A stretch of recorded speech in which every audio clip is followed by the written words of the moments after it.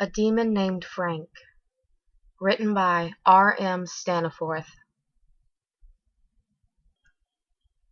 My son Richie was almost 3 years old, with that beautifully thick and curly brown hair that seemed to hang in place flawlessly without any sort of effort. He was growing, healthy, and a happy child, with a rapidly developing vocabulary as any parent would hope for. That, however, was before Frank seeped into our lives. Before Frank, the boy loved talking anyone's ear off, running around like a maniac, and putting on superhero masks while pretending to fight bad guys. I never thought much of it, as it's expected for children his age to start developing an overactive imagination. "Daddy, do you see the monster?" Richie asked for what must have been the 7th time in the past couple of weeks. "Yeah, buddy," I replied with an encouraging yet slightly sarcastic voice that parents make when talking to young children. "I can see him." "What's his name, Daddy?" Frank," I told him, lazily spouting out the first generic name that popped into my mind. Richie then rambled off to the next subject and talked about something like Spider-Man or Ninja Turtles beating up bad guys. You know, typical little boy stuff. The Frank sightings seemed to escalate from there. Richie would ask me or his mother if we could see Frank over there standing in the corner, or mention that Frank was in his room last night. It was at this point that I started to feel a bit of concern. It didn't seem to be a huge deal, but it was starting to get a bit off-putting. Frank was never playing. He was just there. I decided to ask Richie some questions about what I believed to be his imaginary friend he called Frank, but I'd wait until the next time he brought it up on his own. That opportunity arose one day as I picked him up from daycare and we were driving home. He mentioned that Frank was at the sandbox that day. "Is Frank your friend?" I asked him. "No," he responded. "Frank is a monster." "A monster?" "Yeah, Frank is a monster. He's a nice monster, though. He looks funny." Deciding to dig a little deeper, I asked, "Does Frank play with you?" "No." "Well, then what does he do?" "Frank watches us." He said it with a matter-of-fact demeanor that left me even more unsure of this weird situation. I'm a young first-time parent in my mid-20s, and I had no idea how to handle the imaginary friend situation. Should a parent play along or be more realistic? I really didn't want to hinder the development of his imagination, but I also wasn't sure how far I felt comfortable with letting this go. "Sometimes he talks," Richie continued after a short pause. "At night when everyone is asleep." "Oh, great. He's dreaming about Frank, too." "Well, what does Frank like to talk about?" "He said we shouldn't move to a new house." What did he just say? The last shocking sentence made me feel unsettled at best. We were getting ready to put our townhouse on the market, as we were ready to upgrade to a larger home. The weird thing is, my wife and I hadn't spoken to our son about this. We were waiting to tell him until we had found the house that we would purchase, to make the situation easier for a toddler to grasp. Feeling creeped out and somewhat awkward, I immediately changed the subject by asking Richie if he wanted a cookie. It may be a cheap trick, but any child will immediately forget about anything the moment you bring up the possibility of a cookie. Although the subject had been changed, my mind began to wander. Was my son speaking with some sort of ghost? I believed that ghosts might exist, but had never seen any sort of significant proof. How did he know that we were moving? Later that night, after Richie was in bed, I explained to my wife the conversation that had taken place in the car. She, however, seemed unfazed and somewhat skeptical. She blew it off by saying, "Oh, I'm sure he just overheard us. That kid never goes to bed and is more attentive than you think." I suddenly realized how insane I must have sounded to think that some sort of ghost was speaking with our child. It almost seemed funny to look back and realize that I was actually worried. Perhaps my belief in the paranormal had caused me to jump to conclusions too easily without any real rationality. I was a first-time parent after all, with almost no previous experience dealing with small, developing children. I reminded myself to calm down and stay rational. Things carried along, business as usual, for the next several weeks. Richie's mentions of Frank's varied from 1 to 3 times a day. I simply played along with the boy and his stories of his imaginary friend. We packed our things and moved to our new house, which came with a wonderful swing set for which Richie was ecstatic. In this house, I felt certain that it could be our forever home. I believed that we would be happy there. It had been about 3 weeks since we had moved in, and we had just celebrated Richie's 3rd birthday. The boy was flourishing, increasing his outstanding vocabulary and easily identifying all of his shapes and colors. He could even count to 50 now. The best thing was, I hadn't heard the name Frank mentioned since we moved in. Not once. Not once, that is, until a mid-Saturday morning in the early onset of fall. The leaves were starting to rest on our new backyard lawn, and I once again found myself pushing Richie on his swing set. Back and forth, with the rhythmic squeak of the swing set. This is when everything took a turn for the worst. "Daddy, look!" Richie exclaimed. "There's Frank! He's here now!" Richie pointed to the far back corner of the yard, right next to the shed. As I turned my head to look, I thought I actually saw something. Something that appeared to be a large silhouette. Before I had time to fully comprehend what I had seen, I heard the thud of Richie hitting the ground, followed by the cries of pain. A few hours later the doctor entered the room with the x-rays in hand, confirming his suspicions of a broken arm. Luckily, it was one clean break. No setting of the bone would be needed. Although my son was going to be okay, I was livid with myself for allowing this to happen. How could I have been so stupid as to look away from my child while he was on the swing set, right after he had let go of the chain to point at his imaginary friend? This whole situation could have been avoided had I not been so superstitious about this damned imaginary friend. But wait, I had seen something, hadn't I? It was only for a split second, but it was there. A tall, large shadow of a man with a deformed head.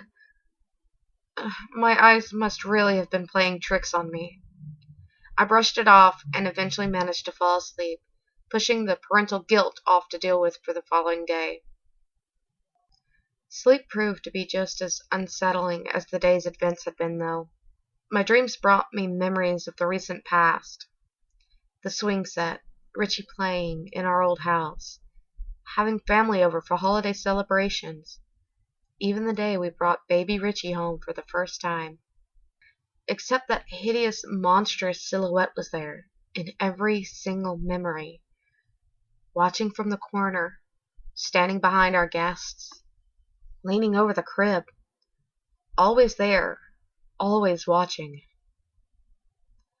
I awoke suddenly, bolt upright in my bed.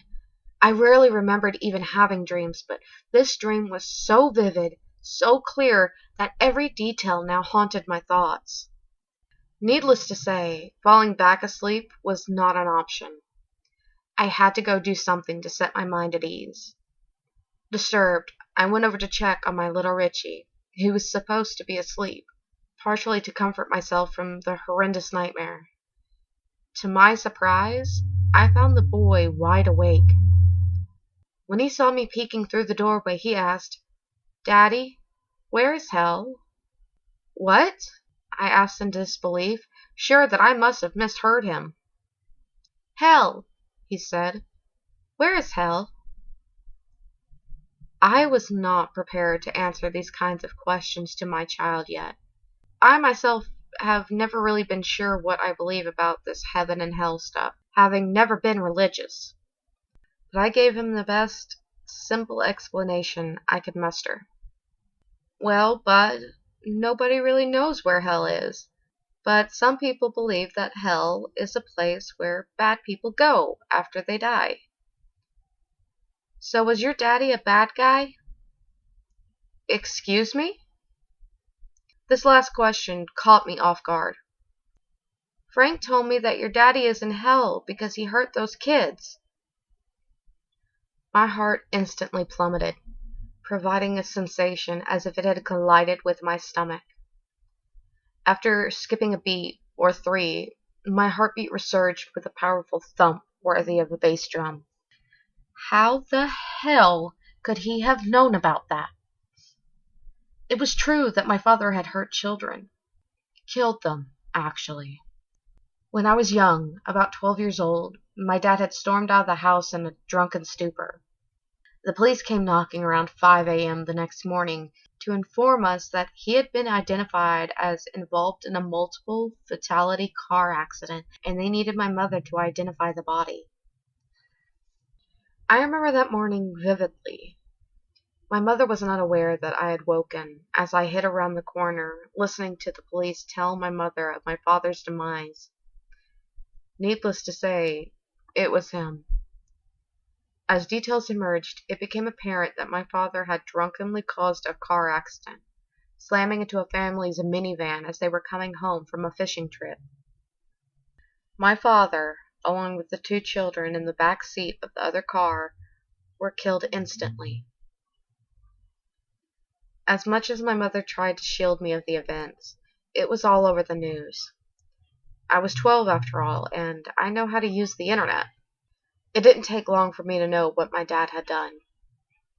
That being said, there was absolutely no way that my son would have known about this story. My mother remarried years before Richie was even born. My stepfather is the only person my son has ever known as Grandpa, and I never discussed the situation at all. At this point, I realized without a doubt that Frank was more than just an imaginary friend, and it angered me. Furiously, I told my son, no more talking to Frank. He's not welcome here. But Frank is nice, Richie pleaded. No, Frank is not nice. Frank is bad, and if you see him again, you need to tell him to leave. No! Richie roared. Only the voice that came out did not belong to Richie. It was a sound that no toddler could be capable of making. It was deep, dark, horrendous, malicious, and rocky voice that would be fitting of a werewolf, or a monster, or a demon. What's worse is the fiery, despicable, evil look of pure hatred that was in my son's eyes. Although only for a moment, it was there. The expression on his face disappeared as quickly as it had arrived, and Richie was Richie again. It was as if he had no idea what had just happened.